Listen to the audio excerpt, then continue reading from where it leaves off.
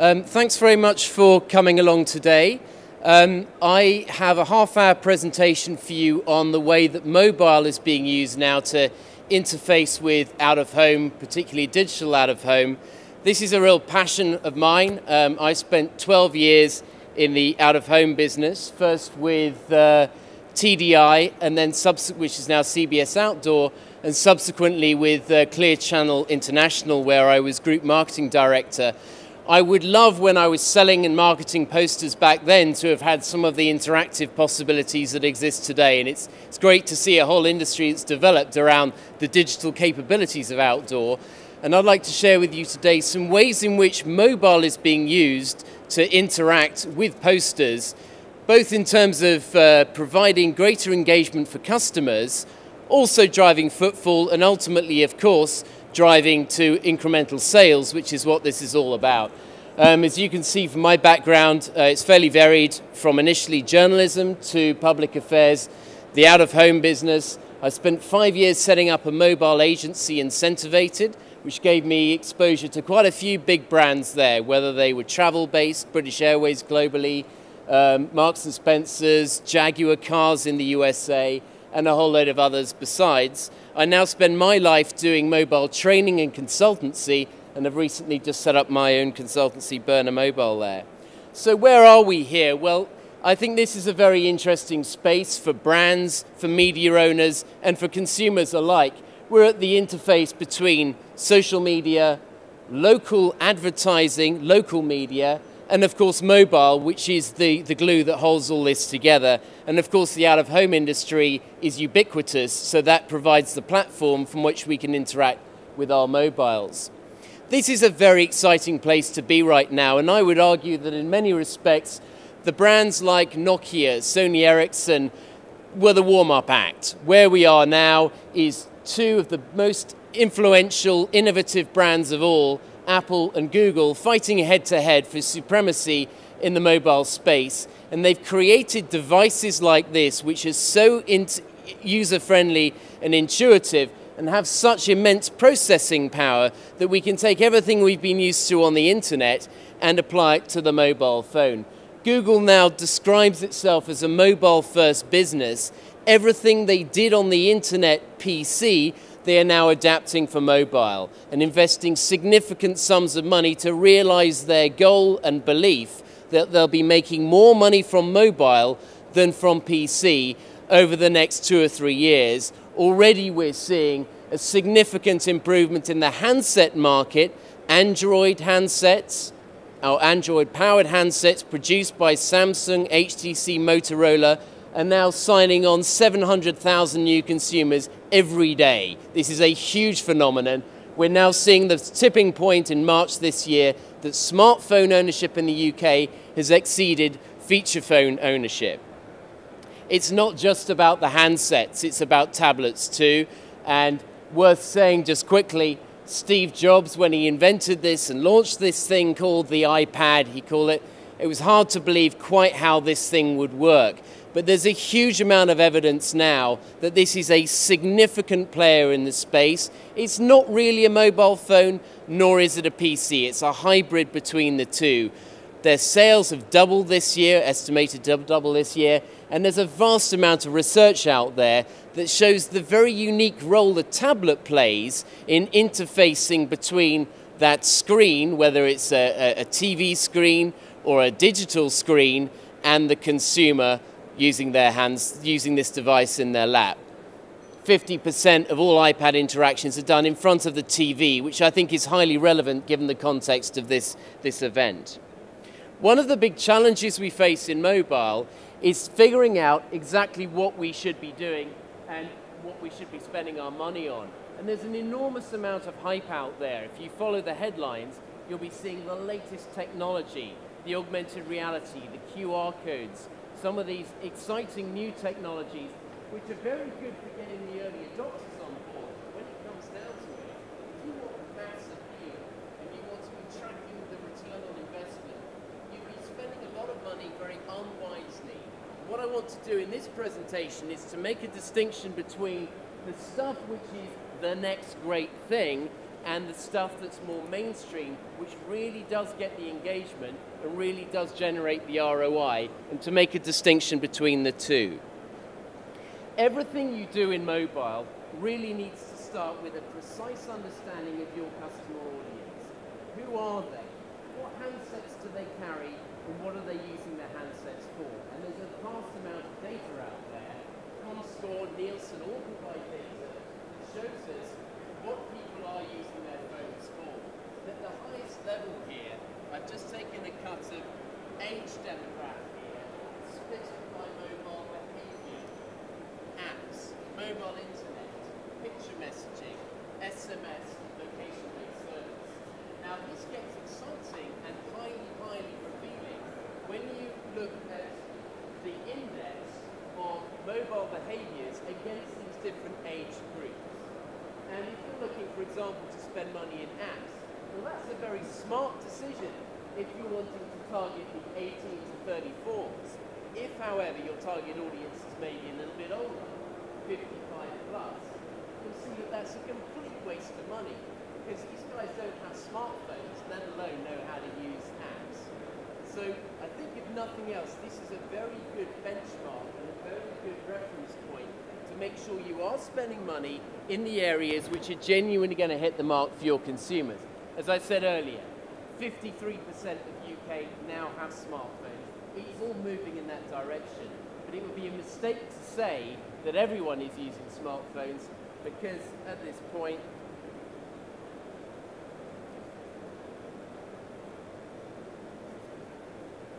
is that working?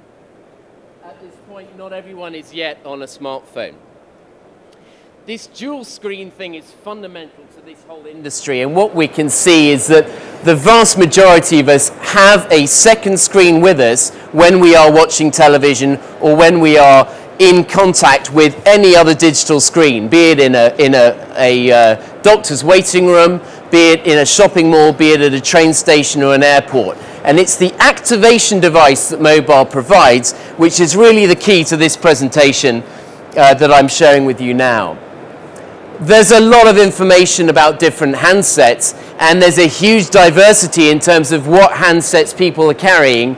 And the point I want to make here is that unlike the PC, if you're doing stuff on mobile, you really need to understand what the handset is and how it works. We all know in this room, hands up who's got an iPhone in this room.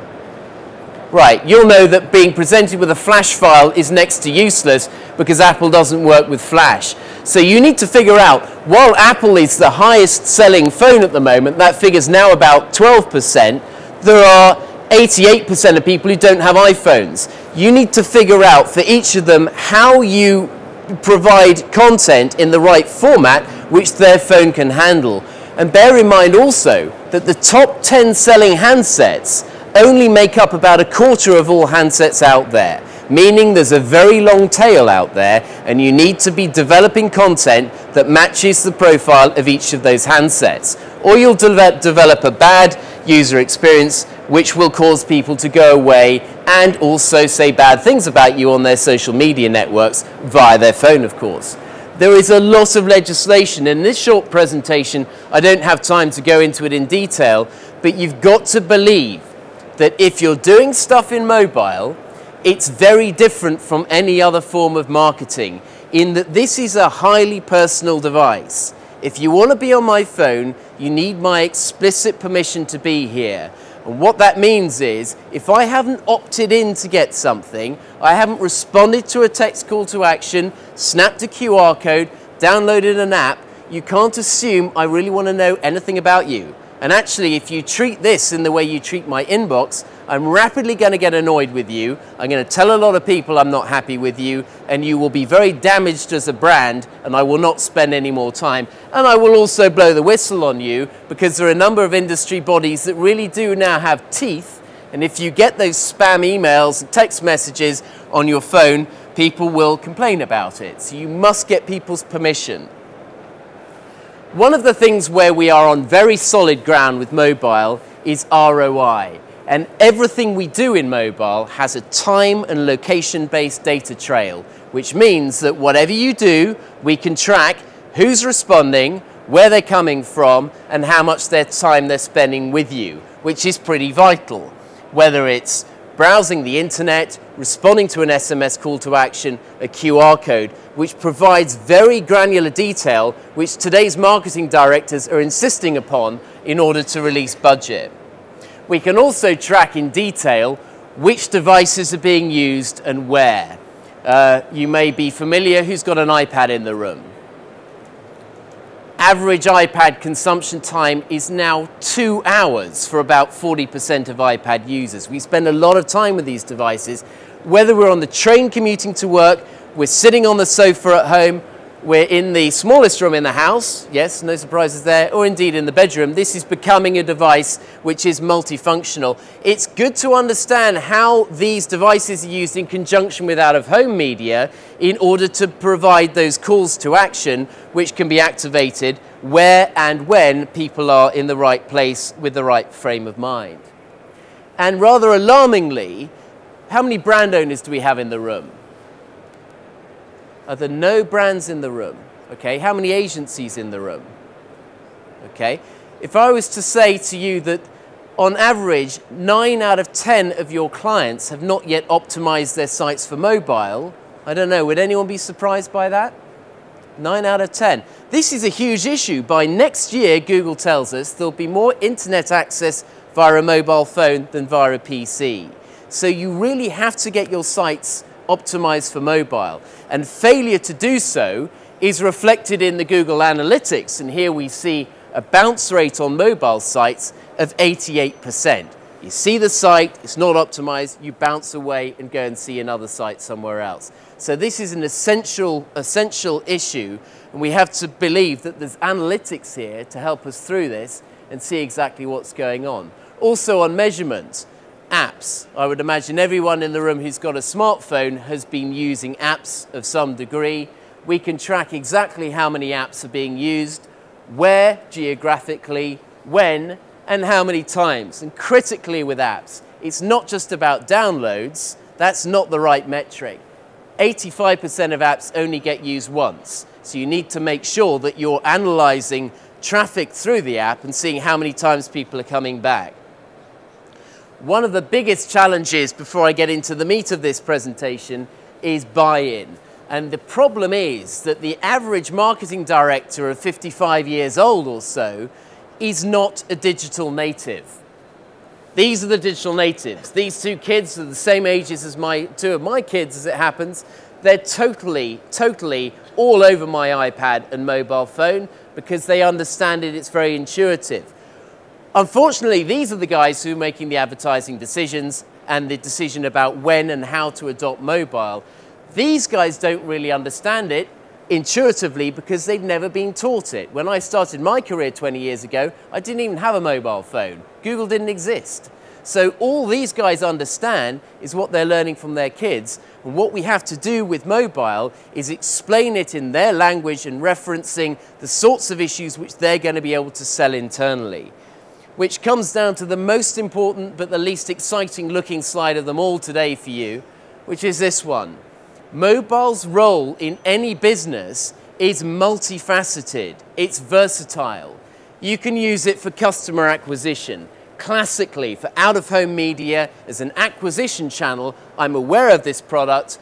Now I'm going to give my mobile number by texting in or responding to a QR code, and then I can be involved in the customer acquisition end of the funnel.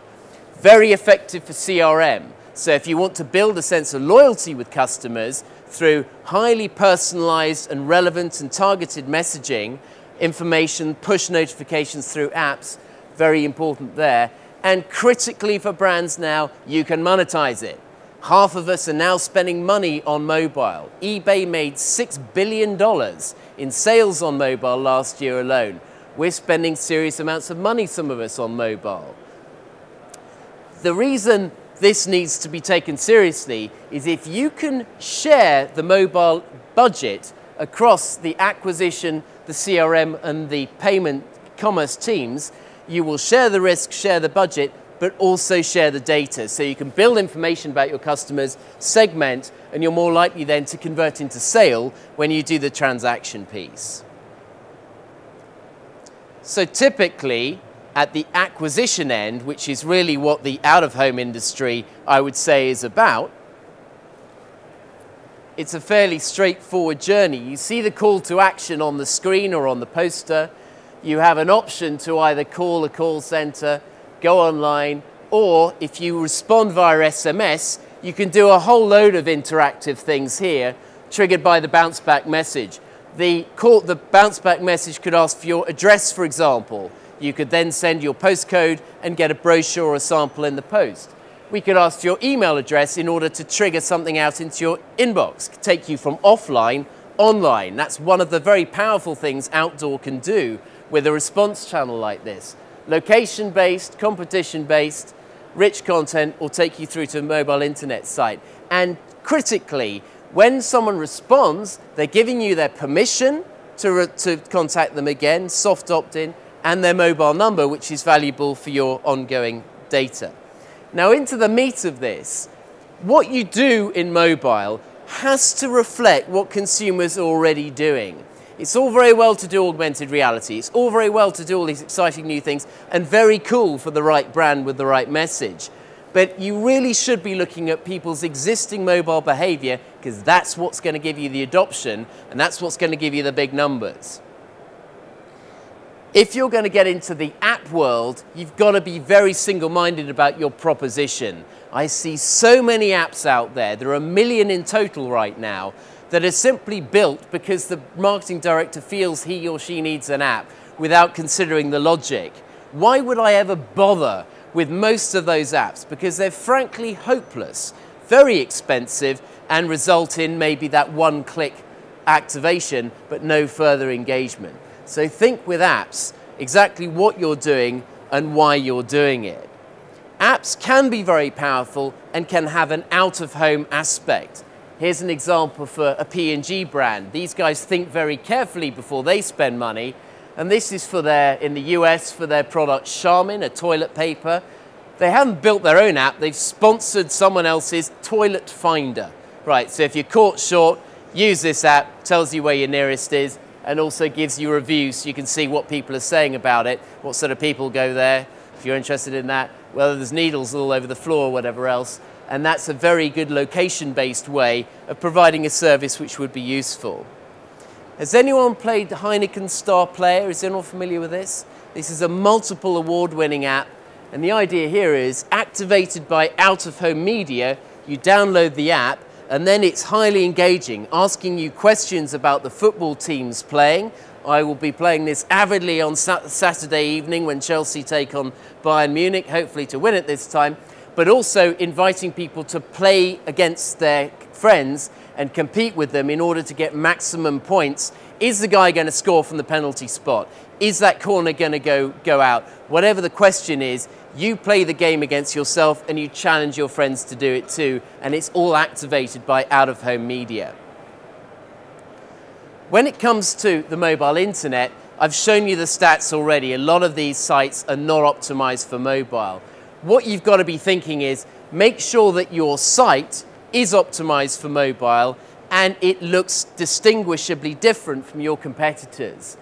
Here are 5 retailers, and I would hazard to say few of you could guess which one is which. Does anyone want to tell me which retailers these sites belong to?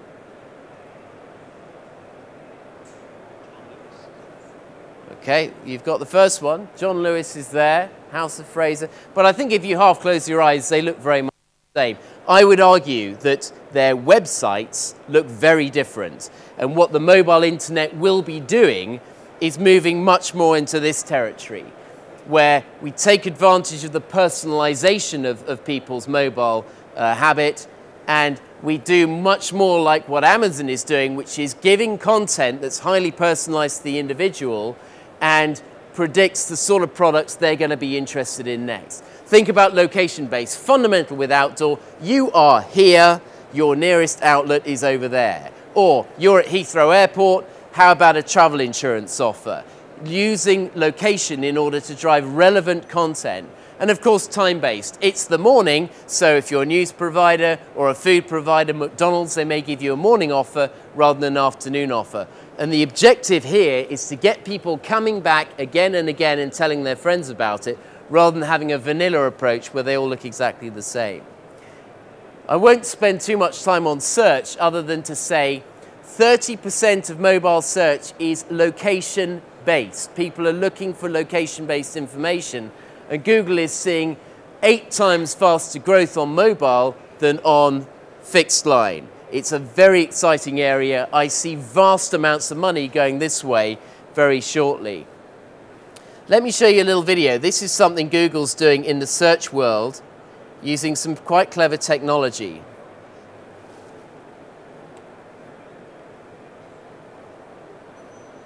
I'm an engineer at Google. Hi, I'm Shailesh, Product Manager at Google.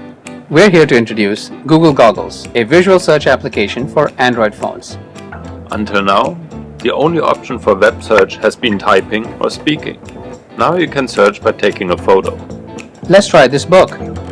Just open Google Goggles, fill as much of the screen as possible with the object, and take a picture. You'll see the exact book match in the search results without typing or saying a word. Another good use is on a business card. Let's try mine. Frame the text you're interested in well. Google Goggles will recognize the text and return a result. Now I can click to call Shailesh or add him to my contacts. Let's go out and see what else Google Goggles can do. We can figure out the title and artist of this painting. Or landmark information.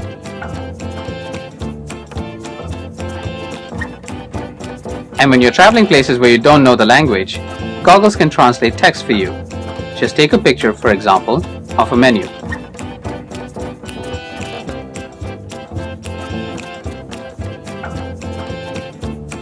Visual search technology is still in its early stages. It works best on things like we saw today. But it doesn't work well yet on things like food, cars, plants, or animals. As this technology advances, you will be able to do more cool things like suggesting a move in a chess game or taking a picture of a leaf to identify the plant. You might wonder what happens to all these pictures you're taking. You can choose to discard them as soon as the search is done, or save them to your search history to view them at any time. It's available for Android-powered phones now. To download, go to the Android market and search for Google Goggles.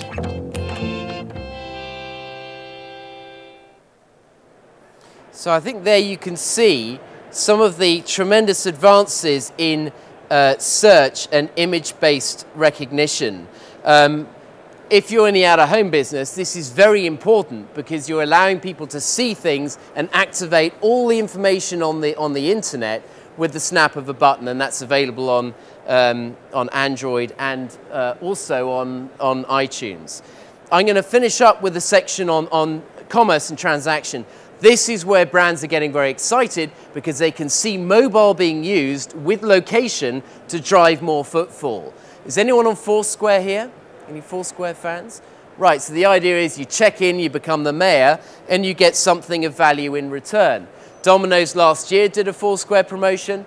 You check in, if you're the mayor, you get a free pizza. As a result of their Foursquare promotion, the chief exec attributed 29% increase in pre-tax profits to this Foursquare promotion. So it really does work, and it really is measurable, and there's a good value exchange there.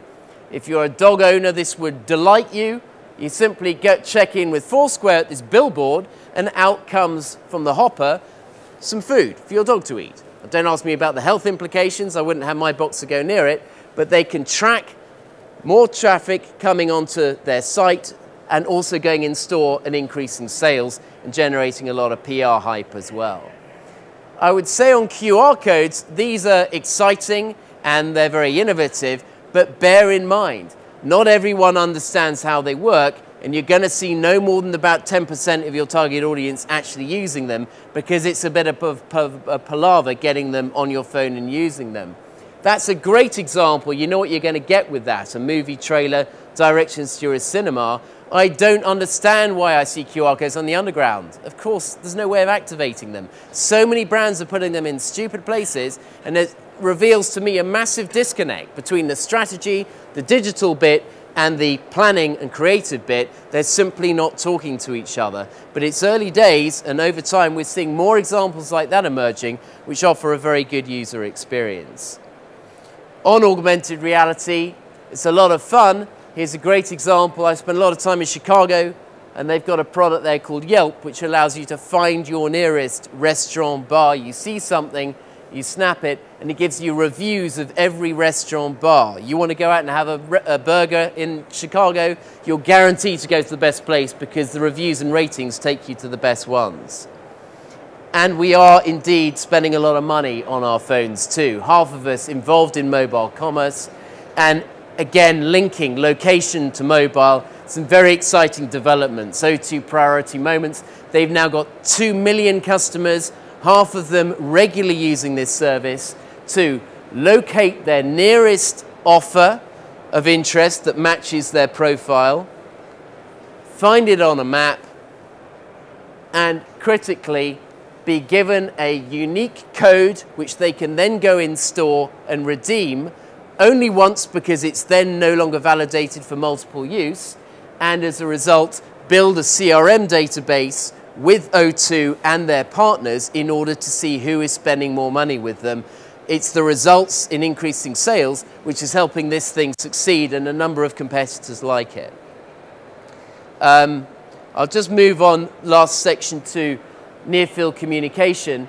Very exciting, the concept. Our phones will have a second chip which will interact with a terminal or indeed with another phone in order for us to take payment straight off our phone, and the evolution of Google Wallet. I would say it's not going to take off overnight. It will take time for the retailers to install these units, and indeed for the consumers to think they're happy to start spending money straight from their phone. There's a bit of a psychological barrier. I think what will succeed earlier is having loyalty cards and being able to interact with loyalty cards, because it's actually someone else's money you're playing with there. And we're seeing the advances Barclaycard's making in particular in areas like this, which will be leading the show. To wrap up, and the last slide here, when you do stuff in mobile, you've got to do it in the right order. And my advice is build a roadmap, which is no longer than 3 years ahead. No one really knows what's going to happen after 3 years in mobile. It's moving so fast. Build your mobile database, get opted-in mobile numbers. Get your mobile site fixed. We're seeing 88% bounce rate. You've got to fix your mobile site. Build a loyalty program, mobile CRM for opted-in customers. Get into apps if you think your target audience is up for that and you've got a good proposition. Do location, do commerce. But do it in the right order, and don't spend too much time on the exciting new technologies without getting the platform in place. And I would say, last point here, get your consumer understanding sorted first and build the solution which your consumer will respond to, rather than start with some technology and be rather surprised when you've spent a lot of money that it hasn't actually got much cut through, and you have spent a lot of money which hasn't generated the ROI. There's no right and wrong way of doing this. It's dynamic, it's very exciting, it's changing over time. Ask for advice about budgets, what results you can expect. Test, measure, and analyze. Do small micro trials first and base future strategy on the basis of the results, rather than come up with some all singing or dancing strategy which you're going to have to re-engineer later because you don't know exactly how this is all going to play out. There's some sites there. I'll give anyone who wants this presentation a copy of it electronically if you give me a card at the end. IAB does some great research. ComScore for Data, that's my site and blog there. Training opportunities there, the Mobile Training Academy, and then a blog with all information at the end. And if you want to follow me on Twitter, Thurner_mobile. Thanks very much for your attention.